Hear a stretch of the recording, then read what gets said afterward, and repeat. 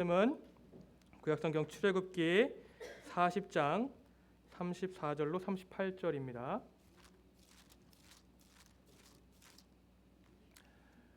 구약성경 출애굽기 40장 34절로 38절 말씀. 우리 다 찾으신 줄 알고 한 절씩 교독하신 후에 38절 다 같이 합독하시겠습니다. 구름이 회막에 덮이고 여호와의 영광이 성막에 충만하매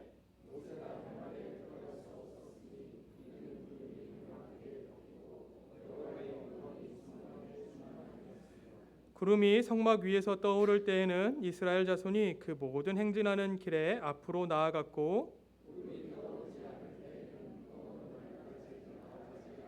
다 같이 읽겠습니다. 낮에는 여호와의 구름이 성막 위에 있고 밤에는 불이 그 구름 가운데 있음을 이스라엘의 온 족속이 그 모든 행진하는 길에서 그들의 눈으로 보았더라. 아멘. 자리에 앉으시겠습니다.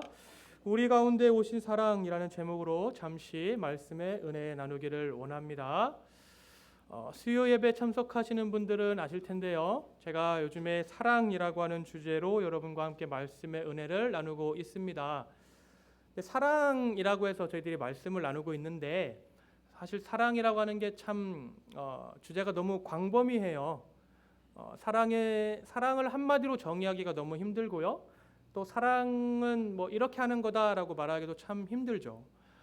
여러분은 사랑을 한다고 할 때 가장 중요한 것은 무엇이라고 생각을 하시나요?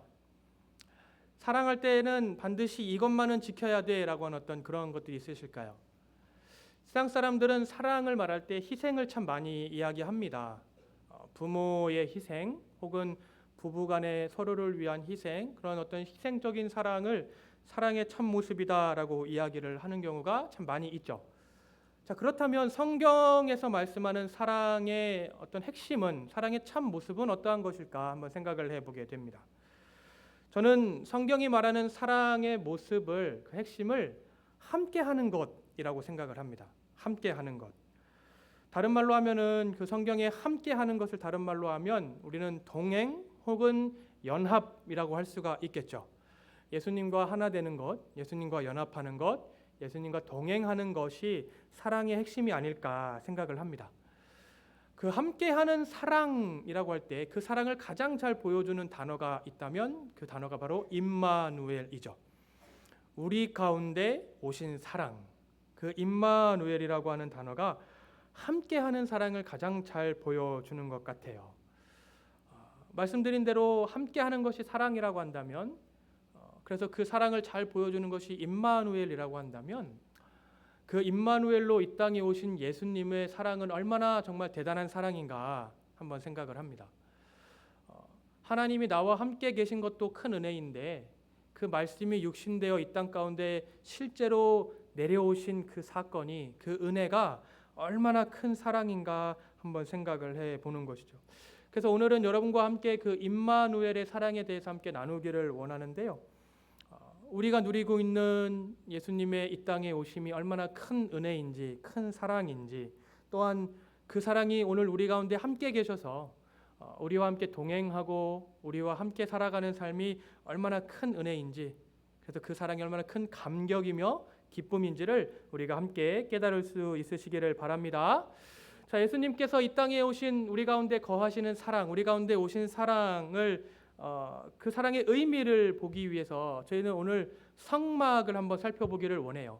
왜냐하면 이 성막이라고 하는 것이 임마누엘의 사랑을 가장 먼저 보여주는 그러한 증거이기 때문이죠.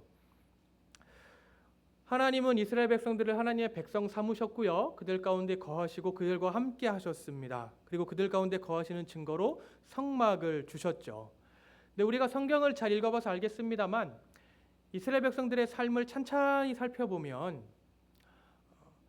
그들이 얼마나 하나님께 죄를 범했으며 그들이 얼마나 하나님의 뜻을 어겼으며 또 하나님께 얼마나 불평과 원망으로 대했는지를 잘 알아요.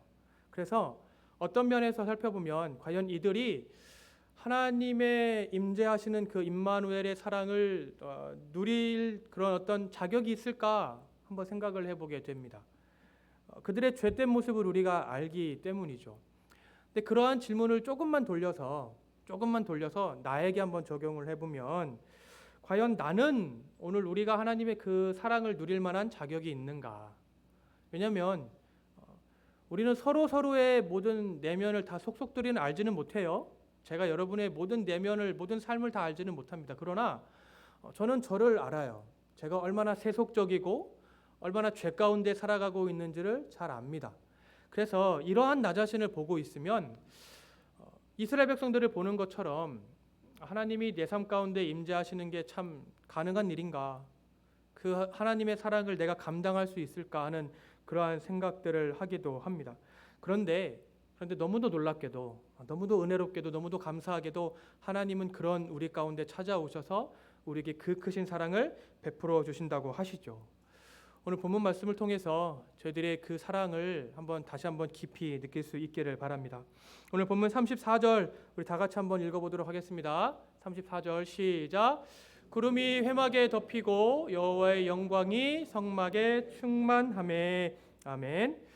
오늘 본문 말씀은 이제 이스라엘 백성들이 하나님의 명령을 받아 성막을 다 짓고요, 성막을 하나님께 봉헌하는 성막 봉헌식을 한 이후의 장면입니다. 하나님의 영광이 구름 가운데 하나님의 성막에 충만히 임하는 그러한 장면이죠. 하나님의 구름이 영광 가운데 임하였다, 하나님의 영광이 구름 가운데 임재하였다라고 하는 그 모습이 오늘 우리가 말하는 임마누엘의 모습을 보여주는 아주 좋은 의미를 설명해주는 그러한 구절입니다. 근데 여러분, 우리가 성막을 잘 압니다만 성막 가운데 하나님의 영광이 임재하였다라고 하는 그 말씀에서 저희들이 한번 성막을 집중해 살펴볼 필요가 있어요. 우리가 성막을 지금은 동일한 성막을 볼 수는 없겠습니다만은 여러분이 여러 가지 자료들을 통해서 성막을 보셨을 거예요. 근데 그 성막은 참 볼품없게 생겼습니다. 성막의 특징이죠. 볼품이 없다라는 것이 성막의 특징이에요. 당시 고대 근동 사회에서 어떤 신을 모시는 신전은 그 어떤 건축물보다도 웅장하고 아름답게 지어졌다라는 것을 여러분들이 잘 아실 거예요. 지금 사진 한 장을 보여드릴 건데요. 저 사진은 이집트에 있는 룩소르 신전이라고 합니다. 룩소르라고 하는 신전인데, 저 신전이 기원전 2000년 전경부터 지어지기 시작을 해서요, 기원전 한 1500년경까지 한 400~500년에 걸쳐 지어진 신전이라고 알려져 있어요. 근데 저 신전이 지어졌던 시기가 언제냐면 이스라엘 백성들이 딱 이집트에서 종노릇하던 노예 생활하던 딱 그때 지어진 신전이에요. 성경학자들은 저 룩소르 신전, 저 신전 외에도 되게 많아요. 근데 제가 여러분께 이 신전이 아직까지 잘 남아있어서 보여드리는데, 저 룩소르 신전 외에 많은 신전들이 이스라엘 백성들이 노예 생활하던 그 기원전 2000년경부터 한 1500년, 1600년 사이, 한 400~500년 사이에 지어진 것으로 많이 생각을 해요. 여러분, 저 사진에 보시면 저 중간에 복도 같은 곳이 있죠. 두 어떤 신상 사이에 복도 같은 곳이 있잖아요. 거기에 사람들이 서 있거든요. 보이시나요? 네, 개미 같은 사람들이 있잖아요.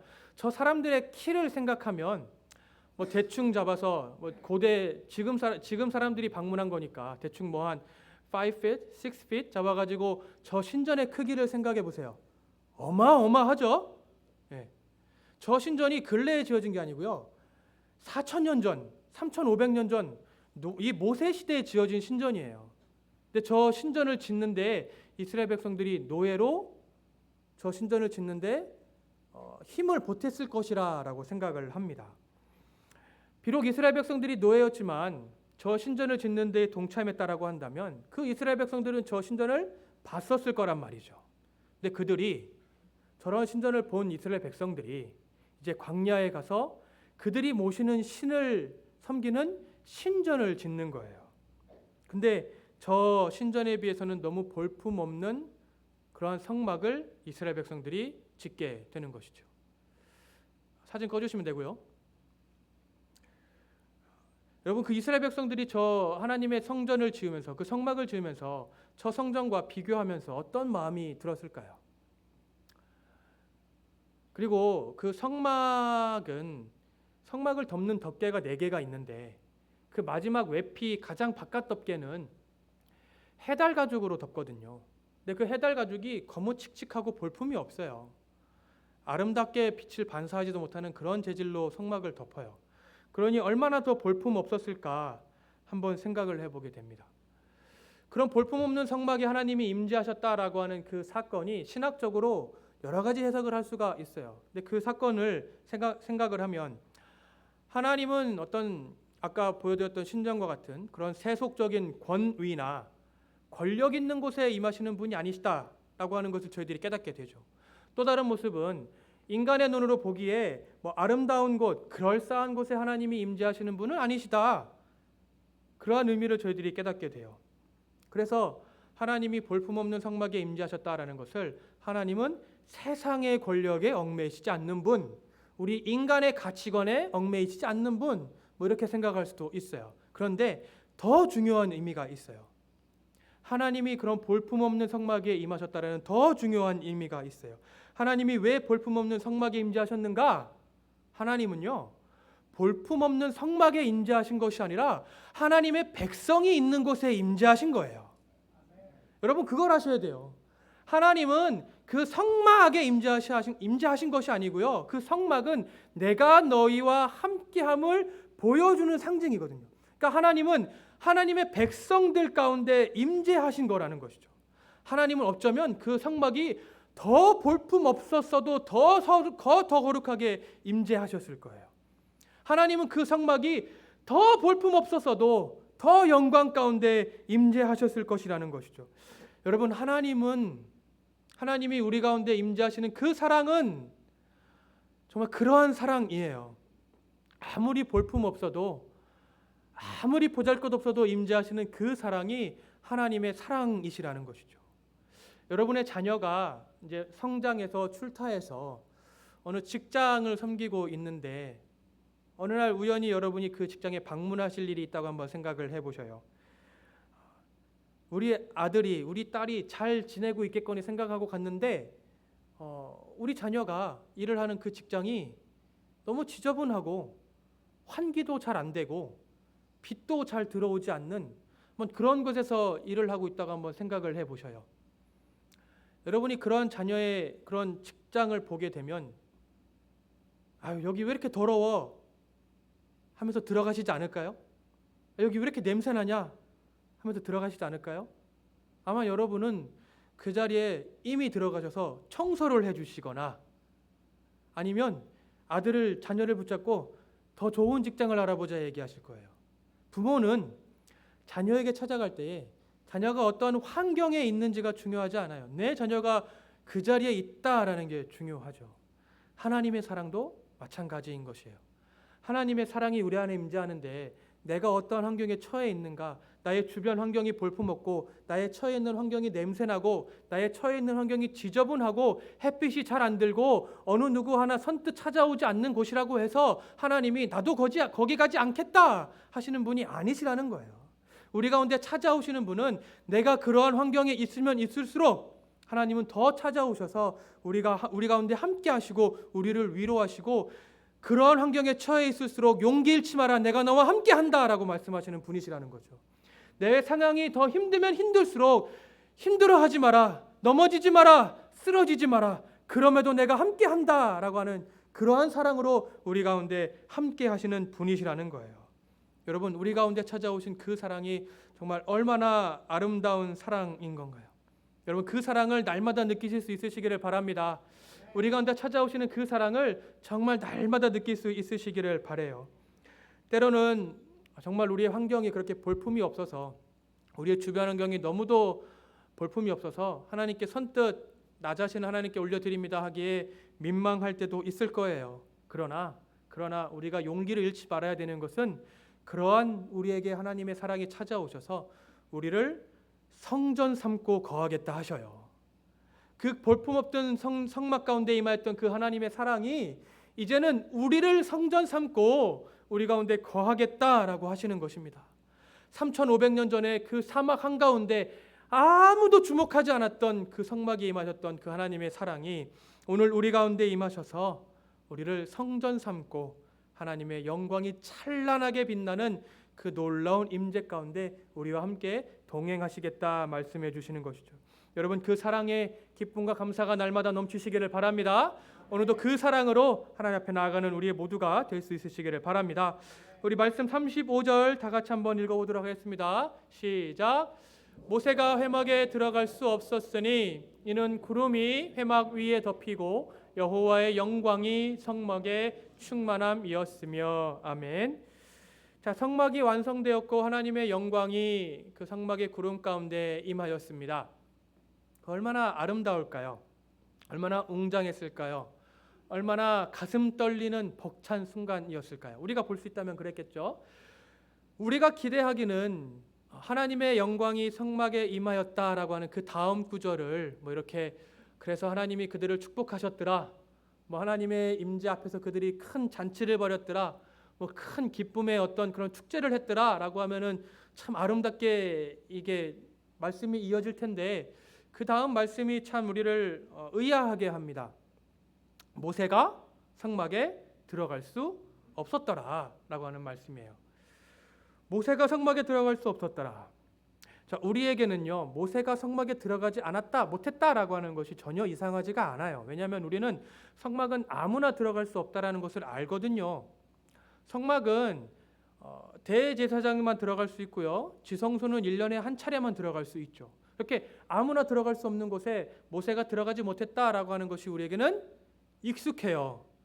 근데 성경은 굳이 이 말씀을 쓰고 있어요. 모세가 들어가지 못했다라고 하는 것을 굳이 썼단 말이에요. 왜 썼을까? 왜 굳이 이 말씀을 썼을까? 이 말씀을 쓴 데는 이유가 있는 거예요. 그것은 우리 말고 첫 번째로 이 이야기를 받아들였을 첫 번째 독자들에게는 기대하는 게 있었어요. 그것은 무엇이냐면 이제 모세가 성막에 들어가서 하나님의 말씀을 받아올 것이라고 하는 기대가 있었던 것이죠. 여러분 생각을 해보셔요. 모세는 시내산에서 40일 동안 하나님을 대면하여 만난 사람입니다. 그가 십계명을 받아들고 왔어요. 그 모세가 하나님을 말씀을 받아들고 내려올 때에는요, 그의 얼굴에 광채가 나서 이스라엘 백성들이 모세 가까이 가기조차 두려워했던 사람이에요. 그렇죠? 그리고 모세가 시내산에서 하나님의 말씀을 받고 있을 그때에는 하나님은 어느 누구도 산에 가까이 하지 못하게 하셨어요. 오직 모세와만 독대하셨단 말이에요. 1대1로. 그때 하나님이 구름 가운데 시내산에 임재하셨거든요. 자, 우리가 이스라엘 백성들이라고 한번 생각을 해볼게요. 아무도 올라갈 수 없던 그 산에 모세와 단둘이 만났던 그 하나님이 이제는 어디로 오신 거예요? 산 꼭대기에 있던 그분이 산을 내려와서 우리 가운데 오신 거예요. 예, 얼마나 좋겠어요. 우리는 가까이 가지도 못하던 그 하나님이 우리 가운데 오셨단 말이에요. 그러니 그 멀리서 만났던 모세가 이제는 우리 가까이서 더 하나님을 가까이 만날 수 있잖아요. 그래서 우리는 40일 동안 기다릴 필요가 없어요. 이제는 40일 동안 기다릴 필요가 없다고요. 아침 저녁으로 모세가 들어가서 하나님의 새로운 말씀을 받아 나와서 우리의 삶을 더욱더 윤택하게 만들어주기를 기대하겠죠. 기대할 수 있단 말이에요. 근데 모세가 들어갈 수 없어요. 왜 모세가 못 들어갔을까?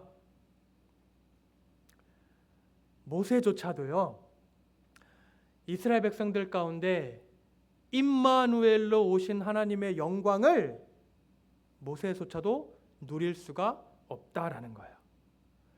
모세 스스로의 힘으로도 모세 같은 사람도 이제 성막에 들어가서 하나님과 함께하는 그 임마누엘의 영광을 누릴 자격이 없었다라는 거예요. 왜냐하면 하나님의 영광이 충만해서, 그 영광이 충만해서 모세조차도 그 가운데 들어갈 수 없었다라는 것이죠. 모세가 들어갈 수 없었다라고 하는 것은 이스라엘 백성들은 말할 것도 없겠죠. 이스라엘 백성들이 그랬다면 오늘 현대 우리가 그 성막을 마주한다면 과연 우리는 들어갈 수 있을까요? 우리조차도 들어갈 수가 없겠죠. 임마누엘의 영광은요, 아무나 누릴 수 있는 게 아니라는 거예요. 근데 그 아무나 누릴 수 없다라고 하는 그 놀라운 영광이 오늘 우리에게는 또 다른 사랑이 되는 것이죠. 왜냐하면 그 아무나 들어갈 수 없었던 임마누엘이 이제는 우리 가운데 찾아오셔서 우리 가운데 거하셔서 누구든지 그 임마누엘의 영광을 누릴 수 있기 때문이라는 거예요. 여러분, 모세조차도 들어가지 못했어요. 그러나 우리는 그 놀라운 사랑을 충분히 누릴 수 있는 그러한 때 가운데 우리가 살아가고 있다라는 거예요. 여러분, 우리는 하나님의 사랑을 누릴 때에 우리의 자격 없음을 너무도 많이 봅니다. 이러한 나를 하나님이 사랑할까? 이러한 내가 하나님의 임마누엘의 사랑을 누릴 자격이 있을까? 하는 그러한 사랑을 참 많이 봅니다. 그런데 하나님은 그런 자격 없는 우리에게 찾아오신 거예요. 그 하나님의 영광이 오시지 않았으면 아무도 그 영광에 들어갈 수 없었는데 그 영광이 이 땅 가운데 찾아오신 것이죠. 우리가 얼마나 하나님의 큰 사랑을 받고 있는 자들인가. 여러분, 일상생활에서 그 하나님의 사랑을 느끼실 수 있으시기를 바라요. 아시는 분들은 아시겠습니다만 제가 지지난주 토요일 날 이제 이빨 치료를 시작을 했습니다. 그래서 사실 먹고 마시고 뭐 이렇게 여러 가지가 불편한 상황 가운데 있어요. 그런데 저도 깨닫지 못했지만 하나님께서 저에게 특별하게 베풀어 주신 은혜가 있어요. 지지난 어제 그저께 금요일 말고 그 전주 금요일에 어떤 집사님께서 저희 가정 가운데 호박 한 덩이를 주셨어요. 그 주키니 호박 말고 늙은 스윗 펌킨 한 덩이를 주셨어요. 저희는 사실 그 호박을 먹어본 적이 없어요. 어떻게 요리하는지를 몰라요. 주키니만 먹어봤지 스윗 펌킨은 먹어본 적이 없거든요. 그래서 그 집사님이 그러는 거예요. 그것으로 수프를 끓여 먹을 수 있다. 그러시더라고요. 그래서 이제 그런가 보다 하고 말았어요. 그리고 그 다음 토요일 날 제가 치과를 갔죠. 그냥 진찰만 받으러 간 거예요. 상황이 어떤지 보고 다음번에 날짜 잡아서 이제 치료를 해야 되겠다고 간 건데 마침 그날 의사 선생님이 시간이 있다고 온 김에 이빨을 빼자고 하시는 거예요. 이빨을 뺐죠. 그래서 부어서 먹을 수가 없어요. 근데 얼마나 큰 하나님의 은혜입니까? 미리 호박을 준비해 주셔서 호박죽을 잘 끓여 먹었어요. 근데 저는 그 호박죽을 먹으면서도 몰랐어요. 근데 저희 아내가 그러는 거예요. 하나님이 당신을 참 사랑하시나 봐. 미리 아시고 호박을 준비해 주셔서 호박이 붓기 빼는데 좋다 하더라고요. 저희 아내가. 이빨이 이만큼 부어있으니까. 하나님이 얼마나 당신을 사랑하면 그 집사님의 손길을 통해서 한 번도 먹어보지 않은 그 스윗 펌킨을 준비해 주셔서 갑자기 이빨을 뺐는데 저희 아내도 이빨을 빼면 죽을 준비해야 되잖아요. 아무런 식재료가 없는데 그 호박을 준비해 주셨을까? 그런 이야기를 하는 거예요. 여러분, 그 지나가는 하나의 사건이지만 여러분 그러한 일상생활 가운데 여러분 하나님의 사랑을 느끼실 수 있으시기를 바랍니다. 우리 서로 오고 가는 그 말 한마디 가운데 서로 오고 가는 그 식재료 하나 가운데 하나님의 사랑이 충만히 담겨져 있는 거예요. 우리 내일 일을 누가 압니까? 제가 그날 이빨 뽑을 줄을 누가 알았겠어요. 근데 하나님은 그렇게 우리에게 큰 사랑을 베풀어 주시는 것이죠. 여러분, 우리는 우리 자격을 묵상하시면 안 돼요. 하나님의 사랑을 묵상하셔야 돼요. 내 자신을 바라보면 바라볼수록 하나님의 사랑을 받기에 우리는 너무도 부족해요. 그러나 하나님의 사랑을 바라보면 바라볼수록 우리는 하나님의 사랑을 받기에 너무도 충분해요. 왜냐하면 하나님의 그 크신 사랑은 우리의 모든 허물을 덮고도 남음이 있으시기 때문인 것이죠. 그 사랑을 날마다 말씀을 통해 확인하시기를 바랍니다. 성경은 말씀하셔요. 우리가 죄인 되었을 때에 예수 그리스도를 통하여 이미 그 사랑을 확증하셨느니라 라고 말씀하셔요. 그 사랑으로 충만할 수 있으시기를 바랍니다. 그 사랑에 영원한 소망을 두고 끝까지 하나님만 바라보며 살아갈 수 있는 우리 모두가 되시기를 바랍니다. 우리 마지막으로 성경 36절로 38절 본문 말씀 다 같이 함께 읽어보도록 하겠습니다. 시작.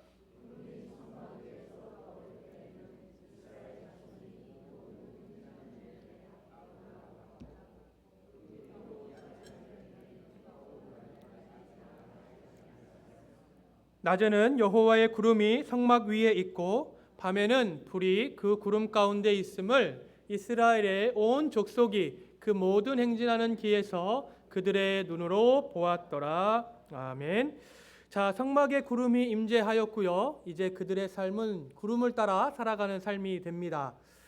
우리가 잘 알고 있습니다. 구름이 떠오르면 그들은 이동을 하고요. 구름이 가라앉으면 그들은 그 자리에 정착을 하게 됩니다. 이 짧은 세 구절 안에서요. 우리 가운데 임재하신 우리가 가운데 거하시는 그 사랑을 우리가 어떻게 사랑할 수 있는지가 나와 있어요. 하나님의 그 사랑을 우리가 어떻게 사랑할 것인가? 바로 순종함으로 그 사랑을 사랑하는 것입니다. 여러분, 이 세 구절 안에는요, 이스라엘 백성들의 40년의 삶이 녹아져 있어요.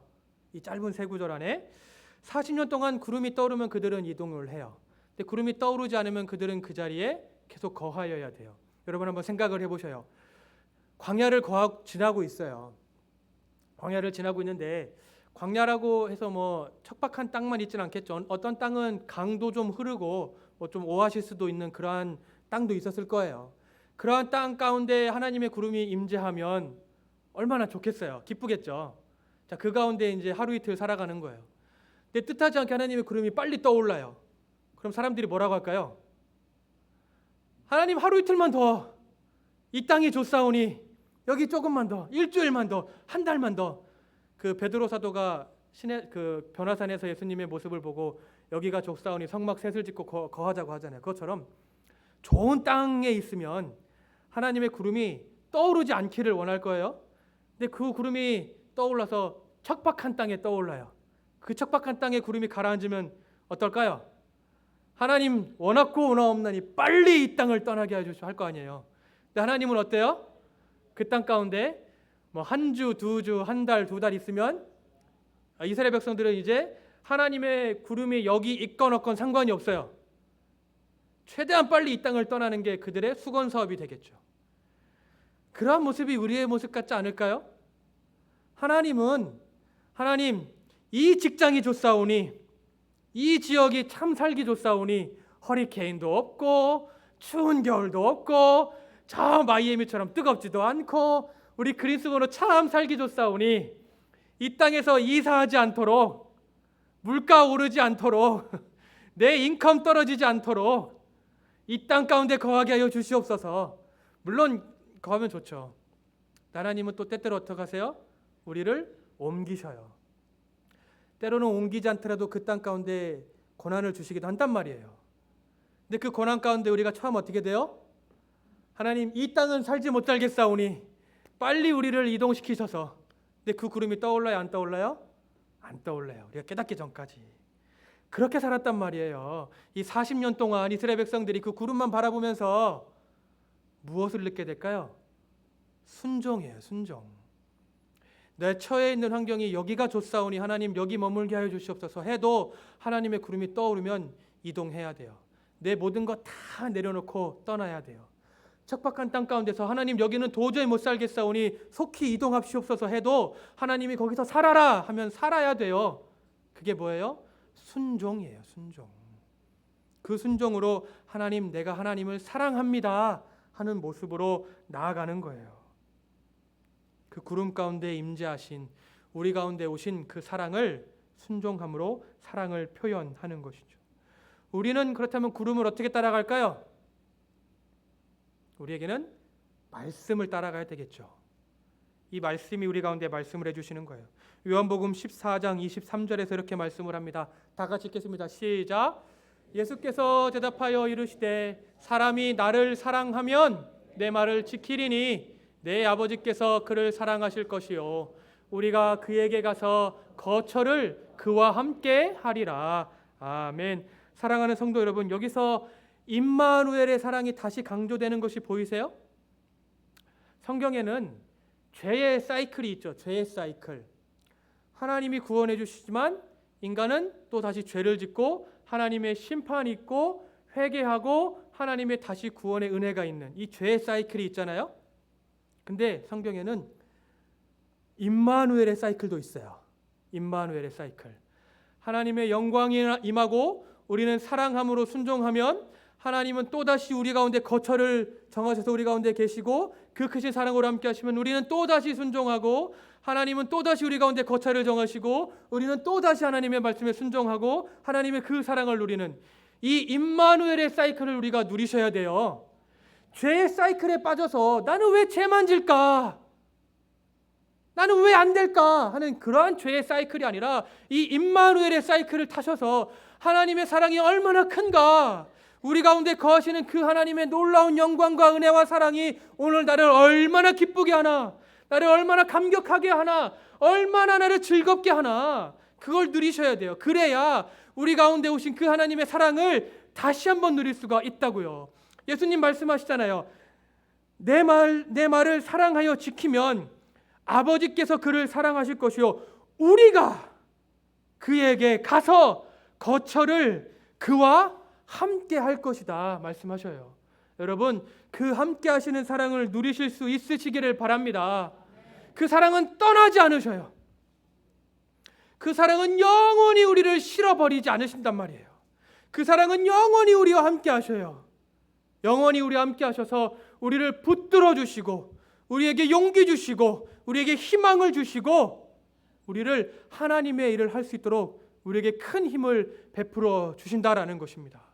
그 사랑을 여러분 오늘도 느끼실 수 있으시기를 바랍니다. 말씀 마칩니다. 우리 가운데 오신 그 사랑, 그 사랑으로 오늘도 우리가 살아갈 수 있으시기를 바랍니다.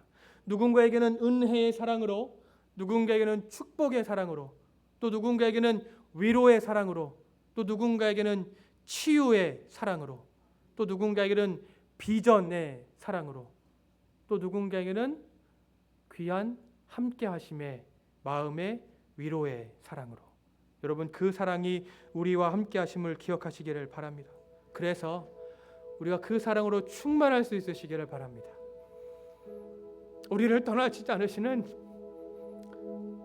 그 사랑으로 우리가 날마다 충만할 수 있으시기를 바랍니다. 세상 모든 사람이 우리를 버려도